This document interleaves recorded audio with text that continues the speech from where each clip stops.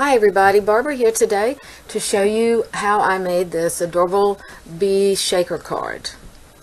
I'm using a new set called Meant to Be and the accompanying Die-namics, and behind the shaker element you will see another fun background called Honeycomb Background, which is perfect with the bees.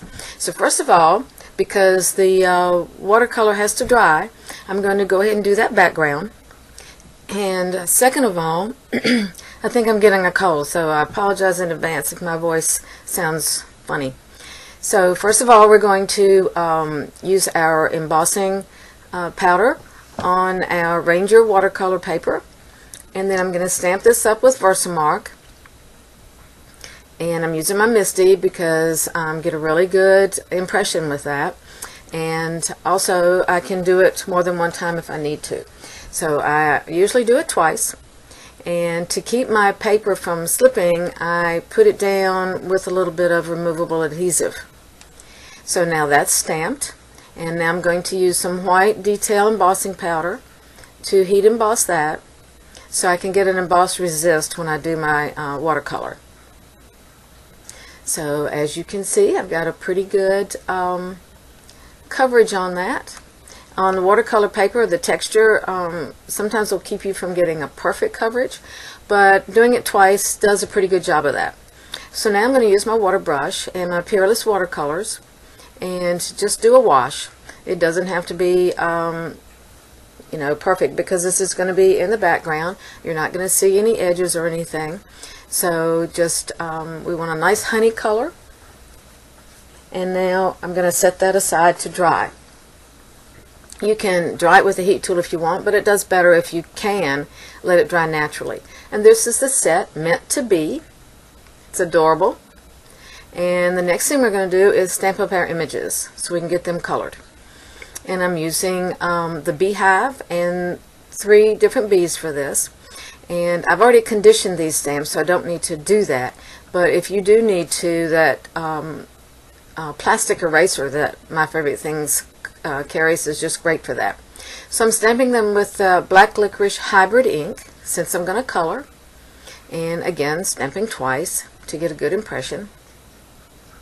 And then I'm going to do my die cutting before I color. I like to do that because if I color and then I die cut and I mess up my die cutting, I'm going to start all over again. So I rather do my die cutting and then color. So in order to keep my dies in place, I use a little removable tape. Some people use washi tape. That works too. I just like to be able to see through, so I just use clear removable tape. And once I get these taped down, I'm going to go cut them out and stamp another and cut it out. So now I'm back and I've got my 4 bees and my beehive.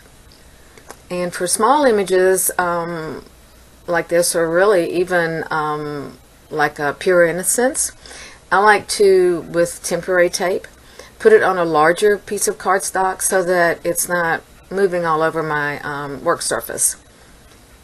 So I'm going to color the base of this up, and I used, for my Copics, I used E42, 43, 44, and 47.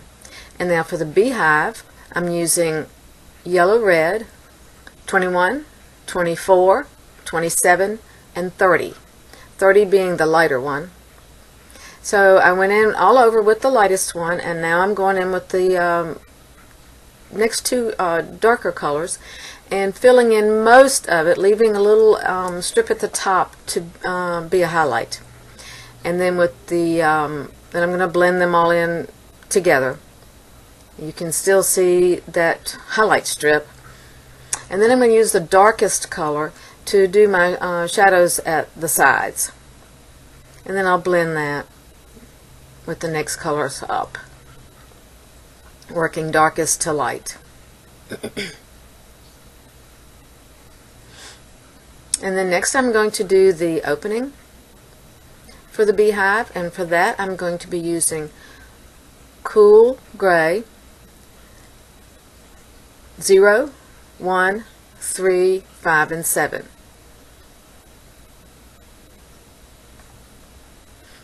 starting with the lightest, going to the darker, and then going backwards to blend. Now that's done, I'm going to do my bees. I'm using Cool 00 on the wings, but otherwise I'm using all the same colors that I used before.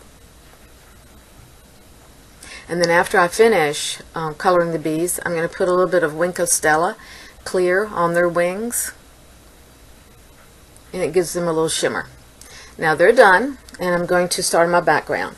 And I have another piece of cardstock cut, and I'm going to sponge Berrylicious dye ink on that with my Ranger mini ink blending tools, just to give a little background for the beehive to show that it's outside. Once I get that done, I'm not fond of that line that's on the bare edge of your cardstock once you do that, so I just use the sanding tool and kind of take that off. So the next thing we're going to do is do a cutout for our shaker element. And for this we're using the new Hexagon shaker window and frame dynamics. So I'm going to tape it down, and yes, I do use a ruler. Tape it down with some removable tape and go cut it out. Okay, and I'm back, and that's done. And now we're going to insert our Hexagon shaker pouch. To do that, on the back I'm going to apply just a bead of glue, and I like to also use my anti-static powder on the inside of that, because a lot of times the sequins and beads or whatever do build up some static and it won't shake properly. So I've applied a bead and I'm slipping in the pouch, and I'm going to make sure that it's seated really, really well.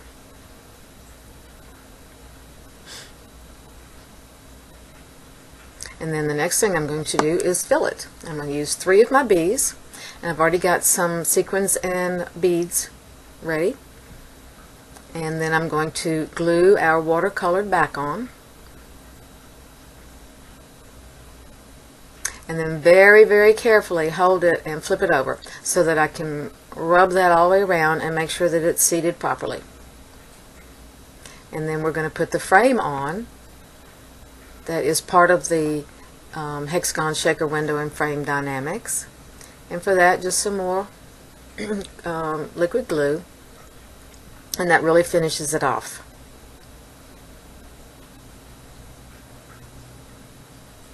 And a lot of times I would like to use bone folder to seat that really well on the glue. And then the next thing we're going to do is stamp that trail for the bee. And what I will do is kind of mark where the line starts and where I want it to end. And so I just make a very light pencil mark for that. And I'm just using black Licorice hybrid ink again.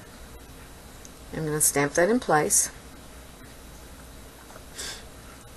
And then we're going to adhere this to the card base with some 3D foam creative sheets. And for the card base, I have it's an A2 top fold cut from Sweet Tooth cardstock, and I'm going to put a strip of black and white basics pattern paper down the side, and to do this I like to just cut it the whole length of the sheet and then trim off the edges after I get it in place.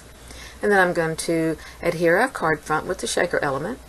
And then next we're going to put our grass in, and I've cut that from Sour Apple cardstock with Spring Scene Builder Dynamics. That is a nice little strip of grass. And then all that's left is to add our elements. First of all, I'm going to put the beehive in. I'm going to just kind of slip the legs of that behind the grass. Next we're going to put our bee in place. After you get all your pieces done, it's then just a matter of assembling everything. And I use 2 layers of foam on this because it's going to be popped up beside the shaker pouch, which is elevated already. So next we're going to do our sentiment, and I'm using Essential Fishtail Sentiment Strips Die-namics to cut that from black licorice cardstock. And we're going to stamp our sentiment and heat emboss with white detail embossing powder.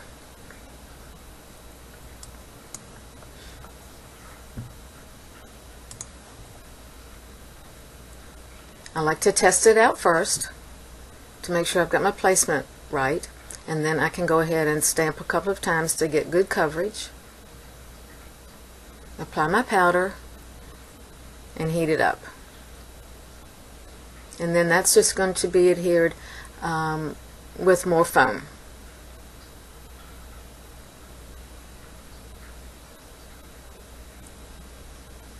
And then we're done. And that's it from me today. I hope you've enjoyed watching this video and have a great day. Thanks so much for watching.